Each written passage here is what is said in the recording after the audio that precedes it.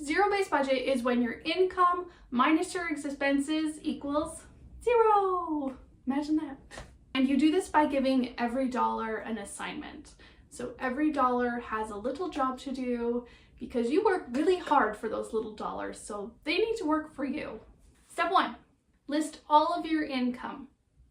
This could be regular job, it could be side work, it could be you sold something or you're planning on selling something that month, a tax benefit or something like that. Both me and my husband get paid hourly for the hours that we work throughout the week. My husband gets paid, is it called bi-weekly when you get paid every other week? So some months he actually gets 3 paychecks, but most of the time it's only 2.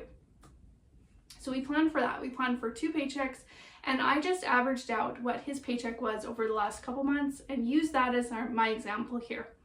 My own paycheck, I get paid twice a month, just on the 15th and the 31st or 30th, whatever the month is, the 28th if it's February. My husband also does on-call work, and when he has weeks that are on call, he gets paid overtime for that. So I try not to use that, but I do know that that's going to be coming. I think it's every month he has a week on, or just like every month and a half, something like that. Okay, now that you have your income listed, step 2 is to list out your expenses. We're going to start with the fixed expenses. These are bills like the utility, your insurance, healthcare, internet, phone bills, childcare, bank fees, all those kinds of things could all be called fixed expenses. Well, that's what I call fixed expenses. Fixed expenses are ones that are pretty consistent month by month, and like you have very little control over them. So sure, your electricity bill, you could like use less electricity throughout the month, but you know, like you don't have as much control over that. There's not like you can track it, I don't think. I don't know. If there is, I mean, let me know.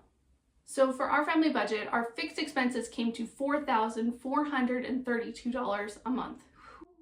Now, subscriptions can be either fixed or variable because it really just depends on how much control you have over canceling that subscription.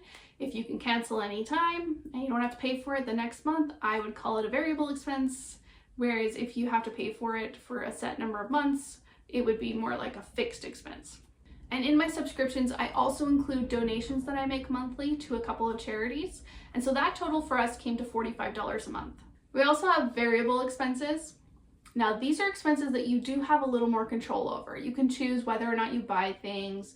You can control like kind of the amount that you buy or if there's sales. So this is like groceries, household items, gas or transportation fees, eating out, home maintenance or any updates that you might need to do to your home, pharmacy purchases, babysitting services that your family might need.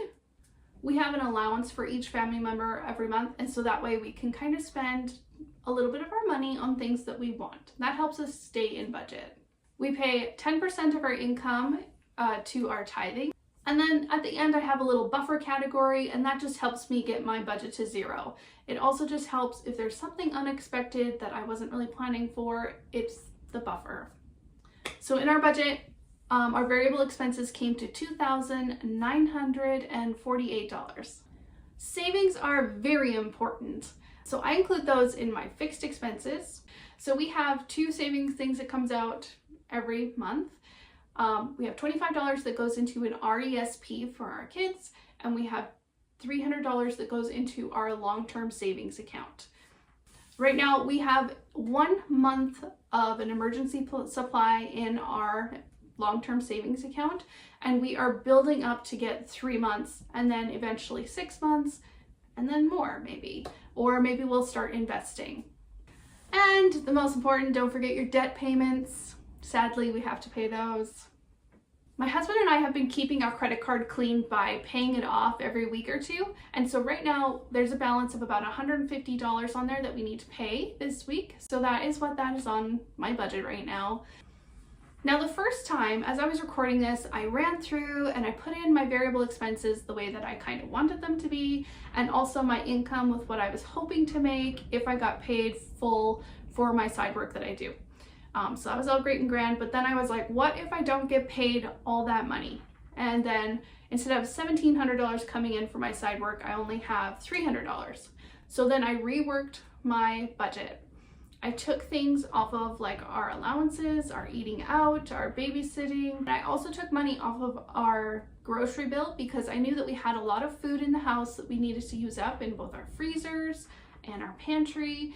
And so there was a lot of stuff that I could probably get away without buying this month for groceries. So this is a very important question. So I cut our expenses when my budget didn't line up, but there's a couple other things you can do. You can try to make more income that month. You could sell something. You could get another little side job. You could ask for a raise at work. You could get a new job or a second job. It's uncomfortable, but sometimes that's a possibility. So when you're looking at reducing your spending, look at which categories can you cut down on or cut out completely. What is something maybe you could borrow instead of buying this month? What do you have around the house that you need to use up, whether it's food or paper products or soap? Or maybe there's something you could hold off buying this month and buy it the next month, like if it's like a shopping category kind of thing. And if you are in a really serious situation where you just you cannot make ends meet, I hope that you are able to look into a food bank, maybe a family member who can help you out, or like a local church. I know our church helps provide services for people who are low income and need that extra money. And if you work out your income minus your expenses and you have money left over, how sweet is that? Please put that money into a savings account or use it to pay off your debt. And let's talk about what you should do first, savings or debt. Now, I would recommend creating a 1-month emergency fund before you pay off all your debt. So keep paying your minimums on your debt, but put all of your money into your 1-month savings account. That gives you a little bit of a buffer against the world, against the unexpected, so you don't have to use credit. You've got a little 1-month savings in case something happens or something you might need. This is backwards from the world. I know it is. If you can, and if you can just trust that it's going to work, I think it will help you out. And of course, avoid going into debt further as much as possible. So really try and keep to your budget as best you can. You know, have that little category of spending, some kind of little thing for yourself each month so you have something to look forward to so that it's not as grueling of a process, but try and stick to it as best you can. And that's it. That's how you make a zero-based budget. You balance it out as best you can. Use a little buffer category if you need, if you maybe have a little extra in the account that you're not entirely sure what to do with. Hang on to that. It could be used maybe for something unexpected. You know, when you're doing this, try to use the lowest amount possible of the income that you think that you'll be making. It just helps you set you up for success rather than being super over optimistic and then totally bombing because you didn't make that money. If you have a spouse, I really encourage you to work together in unity on your budget. It just makes things so much smoother. It'll make your relationship better when you can discuss financial things and be on the same side as each other. My husband and I have been married for over 20 years. I'm generally the one that creates the budget because I love numbers and everything, but I always discuss with him what our plans are for the budget. I make sure he agrees with me. That makes it sound like I make him agree. I don't make him agree, although he is a very agreeable person anyways. He's just a great guy. He trusts me. He knows that I have our best interests at heart. And really, we found that this works well for us. Do we argue about money? Not often.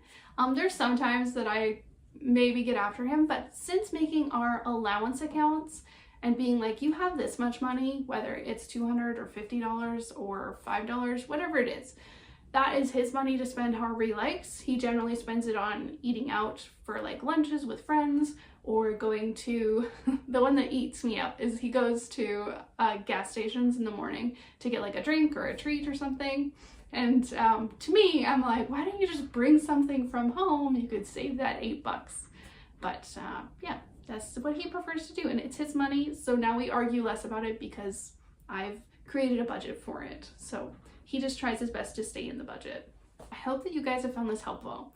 At the end of the month, I'm going to be coming back to this account. I'm going to be tracking it through the month, and I will show you at the end of the month how we did. How did we keep on budget? Was there anything specific that stood out that we needed to really work on? And we'll just see how it all goes. So I hope you plan your zero-based budget. Let me know how it goes in the comments, and I'll talk to you guys later.